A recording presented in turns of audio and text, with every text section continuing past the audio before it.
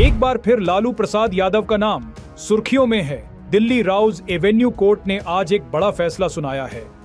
RJD अध्यक्ष लालू प्रसाद यादव, पूर्व मुख्यमंत्री राबड़ी देवी और बिहार के पूर्व उप मुख्यमंत्री तेजस्वी यादव के खिलाफ आरोप तय करने का आदेश जारी कर दिया गया है। यह फैसला बहुचर्चित आईआरसीटीसी घोटाले से जुड़ा है, जिसमें भ्रष्टाचार, सत्ता का दुरुपयोग और सरकारी संपत्तियों के गलत आवंटन के गंभीर आरोप लगे हैं। यह पूरा मामला 2004 से 2009 के बीच का है, जब लालू प्रसाद यादव रेल मंत्री थे।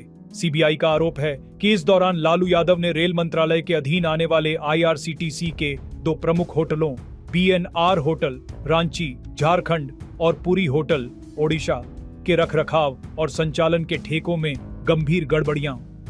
जांच एजेंसी के अनुसार इन ठेकों को अनुचित रूप से लालू पत्नी राबड़ी देवी स्वामित्व वाली company Sujata hotels private limited को दिया गया। इसके बदले में कंपनी ने लालू यादव के परिवार को प्रत्यक्ष या अप्रत्यक्ष आर्थिक लाभ पहुंचाया। कोर्ट के अनुसार इस प्रक्रिया में पारदर्शिता भारी कमी थी और टेंडर आवंटन पूरी तरह पक्षपातपूर्ण था। दिल्ली राउज एवेन्यू कोर्ट ने अपने आदेश में बेहद सख्त शब्दों का इस्तेमाल किया। कोर्ट ने कहा कि भारतीय रेलवे खानपान एवं पर्यटन निगम यानी आईआरसीटीसी में हुई कथित अनियमितताएं केवल लापरवाही नहीं, बल्कि सुनियोजित भ्रष्टाचार का हिस्सा थीं। विशेष न्यायाधीश विशाल गोगने ने लालू प्रसाद यादव पर टिप्पणी करते हुए कहा कि रेल मंत्री रहते हुए उन्होंने षड्यंत्र रचा, एक लोक सेवक के रूप में अपने पद का दुरुपयोग किया और टेंडर प्रक्रिया में जानबूझकर हस्तक्षेप किया।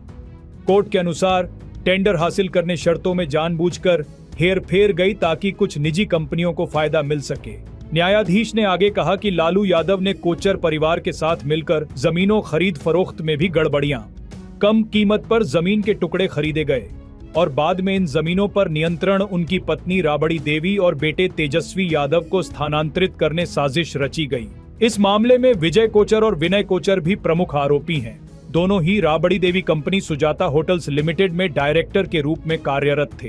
कोर्ट में जब लालू प्रसाद यादव से पूछा गया कि क्या वे अपने ऊपर लगाए गए आरोप स्वीकार करते हैं, तो उन्होंने साफ कहा, मैं निर्दोष हूं। राबड़ी देवी और तेजस्वी यादव ने भी इसी तरह अपने ऊपर लगे सभी आरोपों को गलत बताया।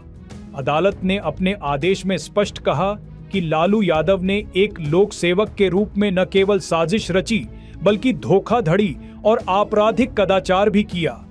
रेल मंत्री के रूप में अपने अधिकारों का दुरुपयोग करते हुए उन्होंने टेंडर प्रक्रिया में हेरफेर, जिससे सरकारी खजाने को नुकसान पहुंचा। अदालत ने कहा कि सीबीआई द्वारा प्रस्तुत साक्ष्य श्रृंखला इस मुकदमे को आगे बढ़ाने के लिए पर्याप्त है। कोर्ट ने यह भी जोड़ा कि कई अन्य लोग भी इस षड्यंत्र का हिस्सा थे, जिन्होंने लालू परिवार के हित में जमीनों का नियंत्रण हस्तांतरित करने में भूमिका निभाई। विशेष न्यायाधीश विशाल गोगने ने यह भी स्पष्ट किया कि अब इस मामले में औपचारिक मुकदमा चलेगा। सुनवाई के दौरान सभी आरोपी लालू यादव, राबड़ी देवी, तेजस्वी यादव और अन्य अदालत में व्यक्तिगत रूप से मौजूद रहे। अदालत ने आदेश दिया कि लालू यादव, राबड़ी देवी और तेजस्वी यादव पर भारतीय दंड संहिता आईपीसी धारा 420 धोखाधड़ी के तहत आरोप तय किए जाए। इसके साथ ही अदालत ने भ्रष्टाचार निवारण अधिनियम धारा 13(2) और धारा 120 साजिश के तहत भी आरोप लगाने का आदेश दिया। धारा 13(2) के अनुसार यदि कोई लोक सेवक आपराधिक कदाचार करता है तो उसे कम से कम 1 वर्ष और अधिकतम 7 वर्ष तक सजा हो सकती है। इसके अलावा दोषी पाए जाने पर जुर्माना भी लगाया जा सकता है। कोर्ट ने यह भी निर्देश दिया कि सभी आरोपियों पर आईपीसी धारा 32 के तहत सामान्य आरोप भी तय किए जाए। सीबीआई के आरोप पत्र में कहा गया है कि 2004 से 2014 के बीच एक सुनियोजित साजिश रची गई थी। इस साजिश के तहत पुरी और रांची के बीएनआर होटलों को पहले आईआरसीटीसी के अधीन लाया गया, फिर इनके संचालन और रखरखाव के ठेके पटना स्थित सुजाता होटल्स प्राइवेट लिमिटेड को पट्टे पर दे दिए गए। सीबीआई का दावा है कि निविदा प्रक्रिया में जानबूझकर बदलाव किए गए ताकि इस निजी कंपनी को अनुचित लाभ मिल सके। चार्जशीट में आईआरसीटीसी के group general manager VK Asthana, R K Goyal और सुजाता होटल्स के निदेशक व चाणक्य होटल के मालिक विजय कोचर और विनय कोचर के नाम शामिल हैं।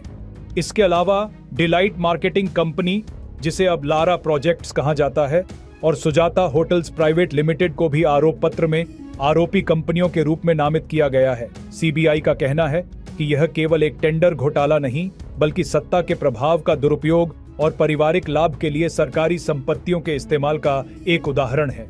अब अदालत ने साफ कर दिया है कि सभी आरोपियों पर मुकदमा चलेगा। अगली सुनवाई में यह तय होगा कि इन साक्ष्यों के आधार पर अदालत किस दिशा में आगे बढ़ती है।